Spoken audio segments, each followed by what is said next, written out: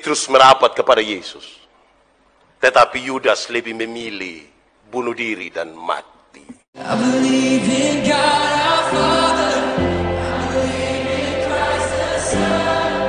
I believe in the Holy Spirit. Siapa yang mau menyesal dalam hidupnya? Silahkan angkat tangan. Yang mau menyesal. Tidak ada.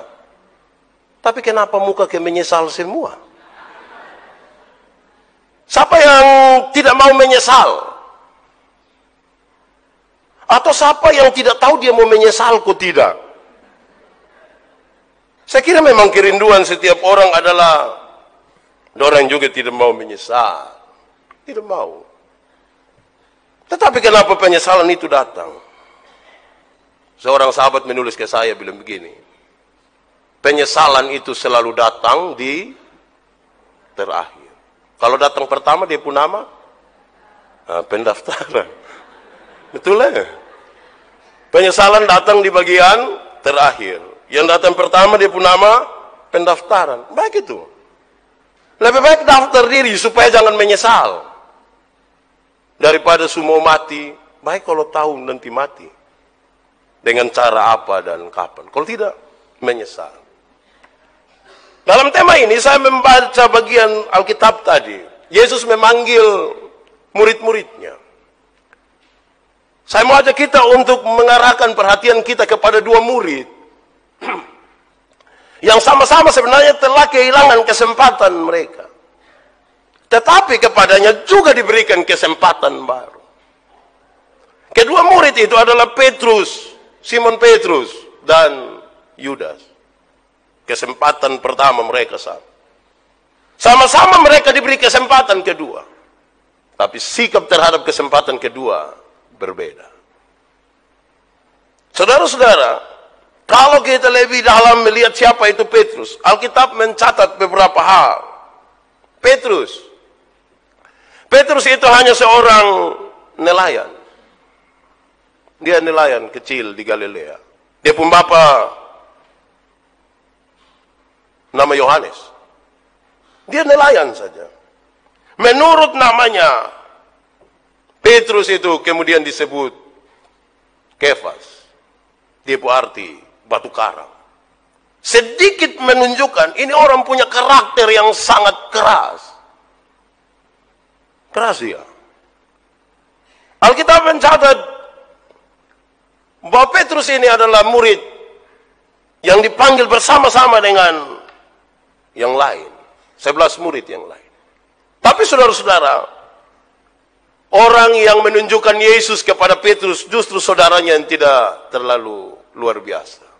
Andreas. Panggil dia bilang, mari kau lihat Yesus ada di sini. Alkitab mencatat bahwa Petrus itu pernah menolak Yesus untuk mencuci kakinya. Jangan engkau basuh saya Tuhan. Tapi lebih heboh lagi ketika Alkitab mencatat bahwa Petrus juga pernah bisa berjalan di atas air seperti Yesus. Petrus mengaku Yesus itu Mesias, dialah Kristus. Tapi Petrus juga yang menegur Yesus ketika Yesus bicara dan menyampaikan tentang penderitaan dan dengan penyalipannya. Yesus yang bilang, jangan engkau bicara begitu. Sampai Yesus bilang, iblis yang sementara ada menguasai. Pada waktu Yesus ditangkap, Petrus ada bersama-sama dengan Yesus. Bahkan dia yang mencabut pedang itu dan potong telinga Malkus.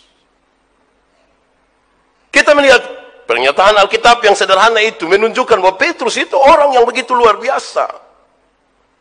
Tetapi yang paling diingat dari Petrus adalah dia yang pernah menyangkal Yesus. Sebuah kesempatan yang hilang sungguh karena dia pernah menyangkal Yesus. Tapi apakah cerita hidupnya berakhir sampai pada penyangkalan Yesus? Tidak. Kalau kita mencatat setelah Yesus mati, Yesus naik ke surga. Setelah karya penyaliban Yesus, Petrus tampil sangat luar biasa dalam pemberitaan Injil pada jemaat mula-mula. Petrus dilepaskan dari penjara secara ajaib oleh malaikat. Petrus menulis surat pertama Petrus dan kedua Petrus yang luar biasa. Petrus bersedia mati disalibkan dengan kepala di bawah dan kaki di atas, sebagai tanda bahwa dia tidak pantas disalibkan sama seperti Tuhannya. Sebuah penjelasan sederhana sekarang untuk kita menemukan, saudara, bahwa ada sesuatu yang pernah hilang dari dia. Tapi ketika kesempatan baru itu muncul, ketika dia berjumpa kembali dengan Kristus, dia manfaatkan kesempatan itu dengan baik untuk kemudian dia menjadi begitu luar biasa. Yudas Iskariot itu dicatat sebagai murid yang sama-sama dipanggil oleh Yesus. Tidak ada beda antara dia dan Petrus, sama-sama dipanggil. Petrus tidak lebih istimewa. Menurut arti namanya, Yudas punya arti itu adalah Allah dipuji. Tapi banyak orang tidak berani kasih nama dia punya anak Yudas. Saya juga tidak berani. Saya takut saat dia menyangkal saya. Dia mengkhianati dia punya papa itu. Alkitab mencatat dia diberi tugas sebagai bendahara. Macam Keko David begitu. Bendahara. Bendahara dipastikan dia orang yang bisa mengelola dengan baik. Bendahara itu dipastikan dia adalah orang yang bisa dipercaya. Bendahara itu dipastikan bahwa orang yang sanggup untuk menguasai diri ketika godaan-godaan itu ada. Alkitab mencatat, ternyata dia seorang pengkhianat. Tapi seberapa mudahkah pengkhianatan itu? Tidak gampang.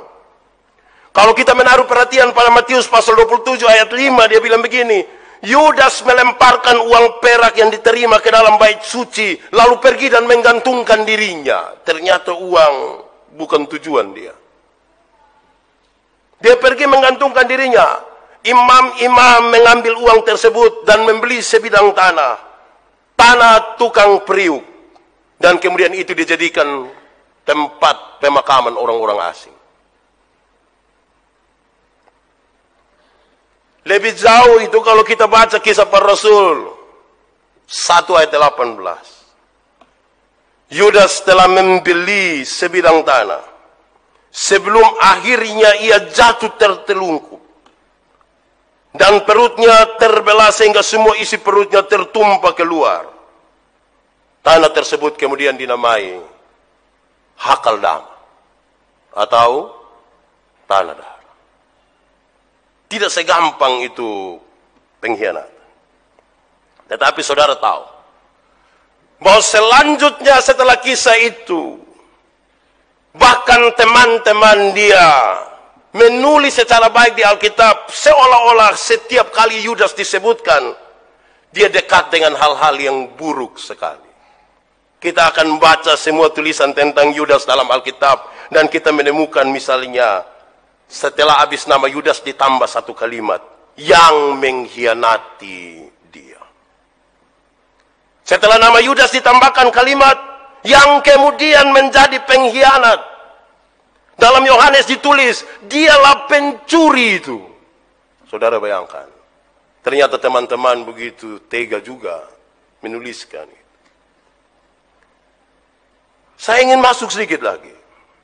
Yudas itu, dia yang mencela Maria ketika meminyaki kaki Yesus dengan minyak yang sangat mahal itu. Pikiran dia sederhana.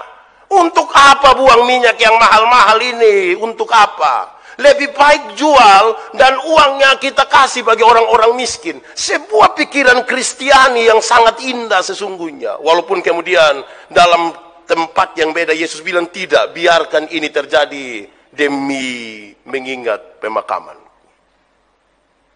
Sebenarnya pikiran ini baik. Tapi teman-teman sudah bilang, tambahkan di dalam kitab suci, kalau kita baca cerita ini, dia bilang begini. Karena dia seorang pencuri. Karena dia suka uang. Maka dia sengaja omong begitu. Alkitab mencatat, dia tidak ada jasa bagi penyaliban Yesus. Bagi penyelamatan umat manusia. Tetapi iblis masuk ke dalam hatinya. Yudas mengkhianati Yesus di Getsemani. Tempat di mana Yesus mengasingkan diri dan berdoa untuk siap ada di tengah-tengah penderitaan yang paling puncak untuk penyelamatan manusia. Sedikit lagi sekarang kita melihat saat-saat terakhir dari sisa hidup Yudas yang penuh dengan kengerian. Alkitab mencatat bahwa dia punya penyesalan yang begitu memilukan. Yudas bunuh diri. Tetapi dimulai dari sebuah pergumulan batin yang sangat kuat di dalam dirinya. Akhirnya, sekarang yang paling banyak orang bahas adalah keburukan-keburukannya dan bukan kebaikan-kebaikannya. Dia makin terpuruk di antara teman-teman, bahkan bagi orang-orang yang tidak kenal dia. Siapa di sini kenal Yudas? Tidak kenal. Tapi kita mengingat betul dia punya pengkhianatan kepada Yesus. Murahkah? Tidak. Kalau kita baca dengan baik, Yudas bukan seorang pengkhianat sejak pertama kali Yesus memilih dia. Tidak. Yesus tidak pernah salah pilih orang. Tidak pernah pilih satu orang untuk mengkhianati dia. Alkitab mencatat dengan baik, Yudas bukan pengkhianat, tetapi Yudas sedang menanti didirikannya kerajaan Mesias, di mana Yesus menjadi rajanya. Yesus harus menjadi raja. Dia menanti, bukan saja menanti, dia bekerja. Yudas kecewa karena Yesus menolak untuk membiarkan orang Galilea menjadikan Yesus sebagai raja. Yohanes pasal 6 ayat 15. Dia kecewa. Harusnya kerajaan Mesiani segera didirikan, Yesus raja. Orang Galilea mau angkat Yesus. Yesus menolak. Dia kecewa. Yudas makin tidak sabar karena Yesus sepertinya menunda-nunda terjadinya kerajaan Mesianis itu. Padahal Tuhan Yesus sendiri telah menerima gelar sebagai Mesias menurut Yohanes pasal 6 ayat 16. Dia sudah terima gelar itu. Kenapa tunda lagi?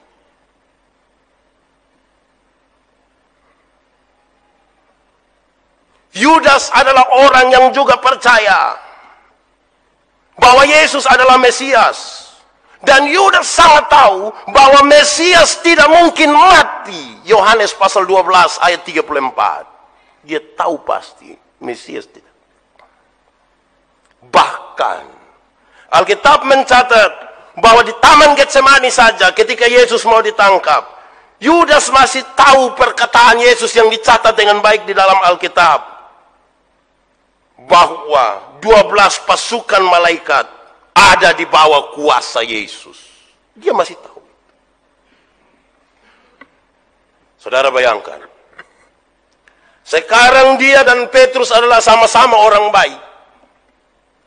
Dalam percaya bahwa Yesus tidak pernah pilih orang. Dalam percaya bahwa sekarang mereka berjalan bersama-sama. Tapi ada satu kesempatan yang sama-sama hilang. Petrus menyangkal Yesus dan Yudas mengkhianati Yesus. Sama-sama. Tidak ada satu lebih baik dari yang lain. Sama-sama gagal dalam membangun hubungan dengan Yesus. Tetapi sebuah kesempatan baru diberikan. Ketika kesempatan baru diberikan itu, Petrus menanggapinya lebih positif. Petrus menangis karena dia tahu dia tidak mampu melakukan sesuatu yang sebenarnya bisa dia lakukan. Sebenarnya tinggal dia bilang saya kenal dia. Dia bisa, tapi dia tidak mampu melakukan. Yudas menangis juga, tetapi tangisannya lebih kepada ternyata apa yang dia pikir tidak sama dengan apa yang Yesus pikir. Yang dia pikir sebuah kerajaan Mesiani secara fisik akan dibangun dan Yesus rajanya. Ternyata bukan itu yang Yesus pikirkan.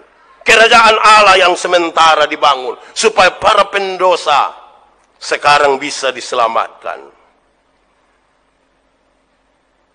Petrus merapat kepada Yesus. Tetapi Yudas lebih memilih bunuh diri dan mati. Sama-sama diberi kesempatan baru. Tetapi respon terhadap kesempatan itu beda. Yang satu merapat kepada Yesus, Yang satu lebih memilih mengakhiri hidupnya tanpa masa depan. Masalah memang ada, tetapi kesempatan jalan bersama-sama dengan persoalan.